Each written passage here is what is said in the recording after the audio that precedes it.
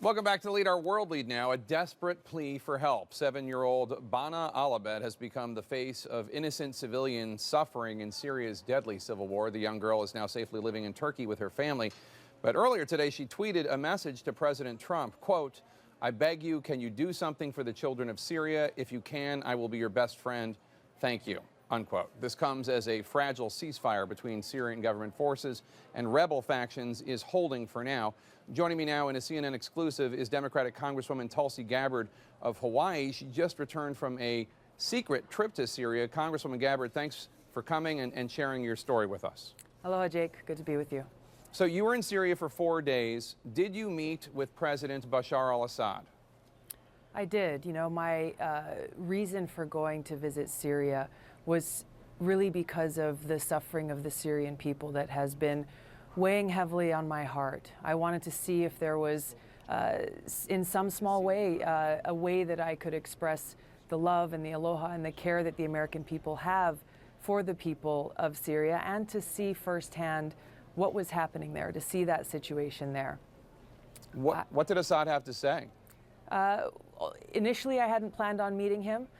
When the opportunity arose to meet with him, I did so because I felt it's important that if we profess to truly care about the Syrian people, about their suffering, then we've got to be able to meet with anyone that we need to if there is a possibility that we could achieve peace. And that's exactly what we talked about. Now, I know the maxim that people say in the military that you don't make peace with your friends, you make peace with your enemies. But obviously Bashar al-Assad is responsible for thousands of deaths and millions of people being displaced during this 5-year-long civil war.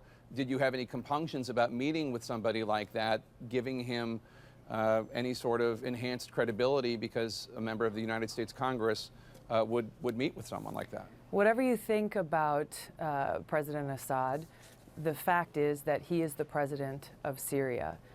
In order for any peace agreement, in order for any possibility of a viable peace agreement to occur, there has to be a conversation with him. The Syrian people will determine his outcome and what happens with their government and their future. But our focus, my commitment is on ending this war that has caused so much suffering to these Syrian people, to these children, to these families, many of whom I met on this trip. It's important for us to stay focused on doing what is in their best interest and what is in our best interest, and doing what it is necessary to make that happen. So, Congressman Adam Kinzinger, a friend of yours, also a military veteran, a Republican, he said on Twitter when he heard about your visit, quote, "Fact-finding mission, fact, 50,000 plus dead children in Syria." Tulsi Gabbard, I hope you didn't meet with their butcher, Assad. Now, Assad has used chemical weapons on his own people. You said it's going to be up to the Syrian people, but there really aren't free and fair elections in Syria. I'll tell you what I heard from the Syrian people that I met with, Jake, walking down the streets in Aleppo, in Damascus, hearing from them. They expressed happiness and joy at seeing an American walking through their streets, but they expressed a question. They said, why is it that the United States, its allies and other countries are providing support, are providing arms to terrorist groups like al-Nusra, al-Qaeda, Ahrar al-Sham, ISIS, who are on the ground there raping, kidnapping, torturing, and killing the Syrian people, children, men, women, people of all ages. They asked me, why is the United States and its allies supporting these terrorist groups who are destroying Syria when it was al-Qaeda who attacked the United States on 9/11, not Syria? I didn't have an answer for them. Obviously, the United States government denies providing any sort of help to the terrorist groups that you're talking about. They say they provide help for the rebel groups. Tell us more about... The reality is, Jake, yeah. The reality is, and I'm glad you brought up that point, because this is an often talked about thing by people like Adam Kinzinger and others saying, well, we've got to support the moderate rebels. Every place that I went, every person that I spoke to, I asked this question to them. And without hesitation, they said, there are no moderate rebels. Who are these moderate rebels that people keep speaking of? Regardless of the name of these groups, the strongest fighting force on the ground in Syria is al-Nusra or al-Qaeda and ISIS. That is a fact. There's a number of different other groups. All of them essentially are fighting alongside, with, or under the command of the strongest group on the ground that's trying to overthrow Assad.